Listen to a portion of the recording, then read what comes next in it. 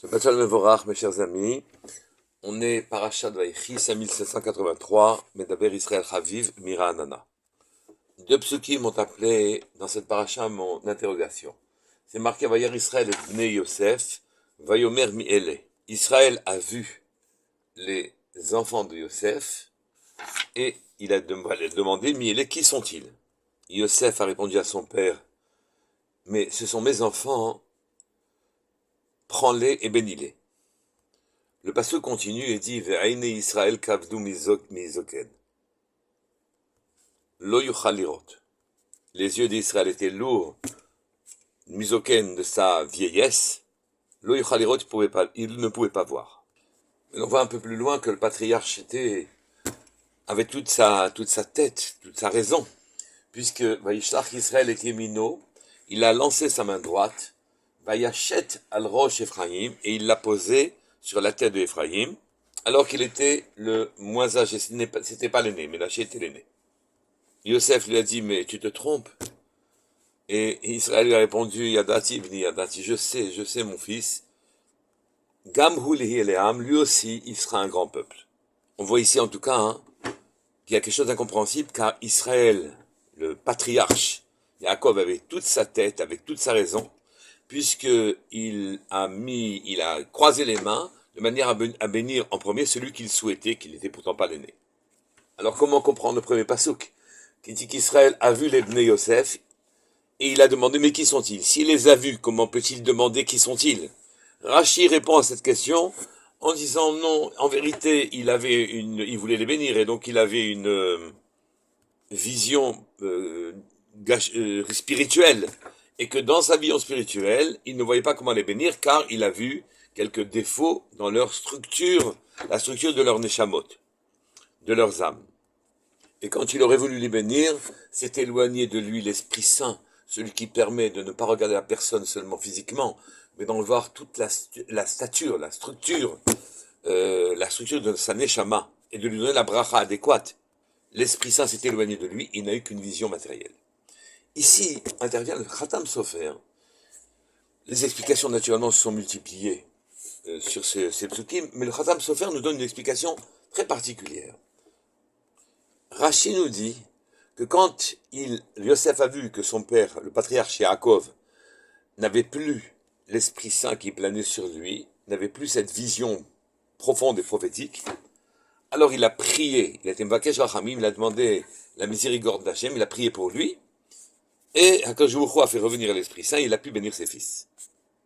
La question qui se pose encore aussi, c'est pour quelle raison c'est Yosef qui, alors qu'il a vu son père ne plus avoir l'Esprit Saint, c'est lui qui a fait la fila à Hachem pour que son père retrouve sa grandeur. Pourquoi ce n'est pas Yaakov qui aurait dû prier pour lui-même quand il voit qu'il n'avait plus l'Esprit Saint, le roi HaKodesh qui reposait sur lui. Le second pasouk qui demande à s'interroger, c'est quand Yaakov a béni Yosef, sa bénédiction était la suivante. Ben porat Yosef, ben porat ale ayin. Les traductions sont très nombreuses, mais ce que ce pasouk signifie en quelque sorte, c'est un fils prodigue, un fils fécond, une vigne féconde, un fils florissant. Ben porat Yosef, c'est Yosef. Ben porat aleayin, un fils florissant, aleayin, au-dessus de l'œil. Oui, aleayin. Qu'est-ce que ça veut dire au-dessus de l'œil? On pourrait dire au-dessus du Aïnara. Mais cette formulation, naturellement, appelle un commentaire. Je reviens au premier pasouk. Il a vu Israël, les enfants de Yosef, et il a demandé, Miélé, qui sont-ils? Cette formulation est bizarre. Même si ensuite on nous précise qu'il était âgé et que donc sa vision s'était alourdie, avec les réserves que j'ai émises en disant qu'il avait toute sa raison, puisque ensuite il a croisé ses bras sur les enfants de Yosef. Mais si il pose la question Miélé, comment peut-on dire il a vu les enfants de Yosef? Il aurait fallu dire les enfants de Yosef sont rentrés chez lui. Il a demandé qui sont-ils, ses yeux étaient lourds de son âge avancé, et Yosef lui a indiqué c'est ses enfants, ça aurait été normal. Comment comprendre la formulation de ces psukim? Et pourquoi seulement Yosef prie pour qu'il retrouve le roi HaKodesh? Le Khatam Sofer répond, une réponse magnifique. Il dit en vérité, Yosef avait toujours un regard bien au-dessus des choses naturelles. Je m'en expliquerai un peu plus loin. Il ne se limitait pas à l'image, aux formes, aux couleurs que l'on voit et aux réflexions qu'elles suscitent. Il voyait jusqu'au profond de l'âme des personnes qui étaient en face de lui. Ses petits-fils ont étudié sans arrêt Ephraim et Menaché avec lui. Il les connaissait parfaitement. Il ne pouvait pas ne pas les reconnaître. Sauf que, si l'on dit le Khatam Sofer, qu'en permanence il avait une istaklout, un regard au-delà des choses naturelles, au-delà du naturel, à ce moment-là il avait l'habitude de voir Ephraim et Menaché de manière surnaturelle, un regard sur la profondeur de leur âme. Et quand le Passouk dit Vayar Israël et Bnei Yosef, et Vayomer et Miele, quand il a vu les Bnei Yosef, il a dit mais qui sont-ils? C'est qu'en vérité, là on voit qu'il avait perdu le roi HaKodesh, dit le Khatam Sofer. Là on voit que son regard n'était qu'un regard physique, et il s'est demandé mais qui sont ces personnes? Il avait perdu le regard profond quand il avait souhaité les bénir.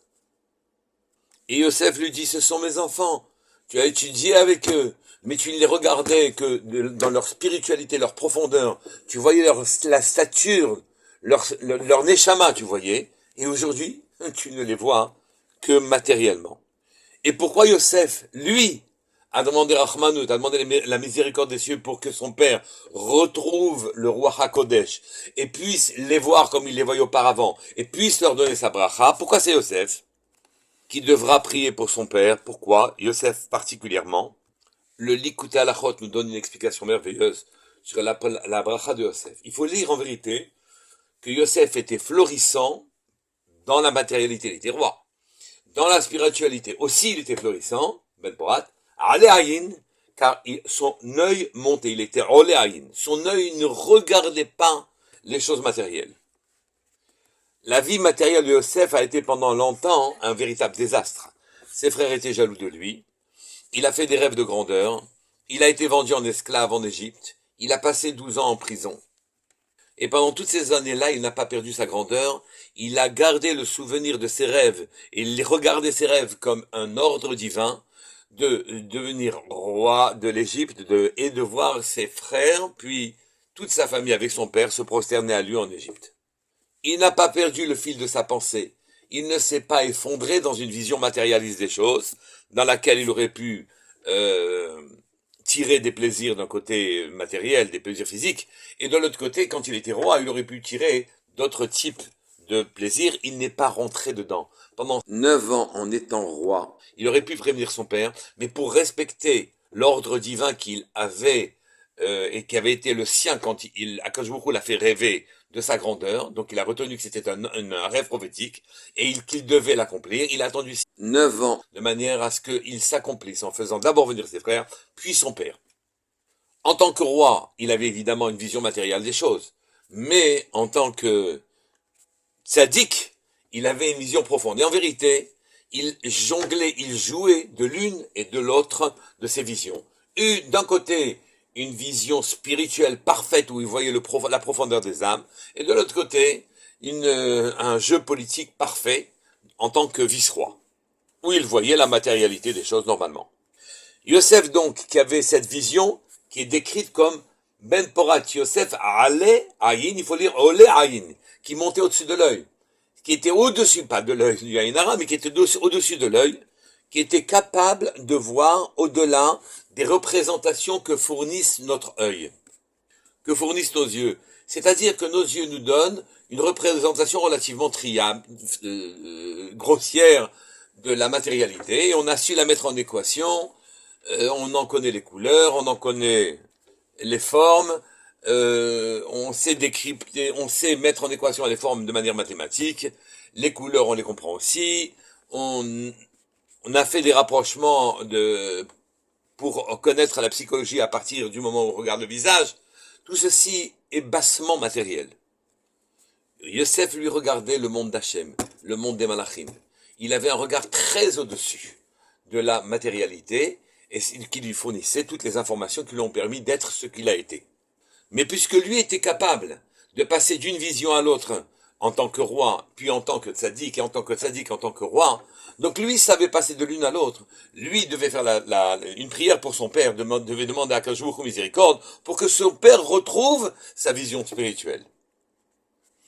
Et les yeux de Yaakov ont pu retrouver la vision profonde et spirituelle, comme c'est écrit, et c'est comme ça qu'il faut comprendre l'expression, Israël misoken, c'est qu'en vérité les yeux d'Israël étaient lourds de la sagesse. Ça y est, après la prière de Yosef, et il a pu à ce moment-là bénir ses fils, bénir les fils de Yosef.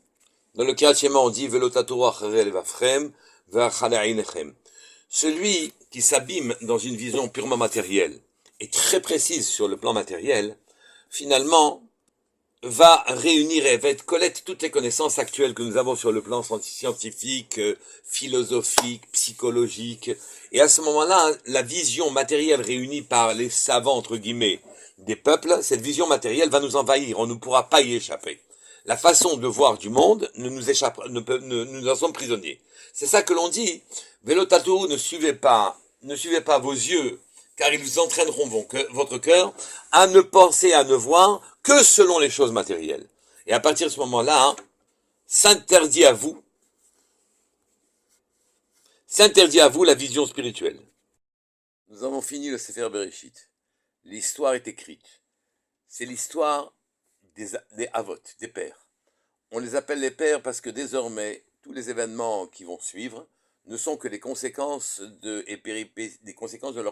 principes établis par leur propre vie. C'est pour ça qu'on les appelle les pères. Eux nous ont enseigné comment voir le monde et ne pas suivre notre cœur. Il faudrait qu'à la fin du Sefer Bereshit et désormais dans les autres parachiotes, nous ayons la force de mettre un bémol à notre envie de regarder les choses de manière matérielle et de se sentir prisonnier des schémas, des fonctionnements, des compréhensions du monde pour développer une compréhension juive. Shabbat Shalom et Vorach. Kol Tov.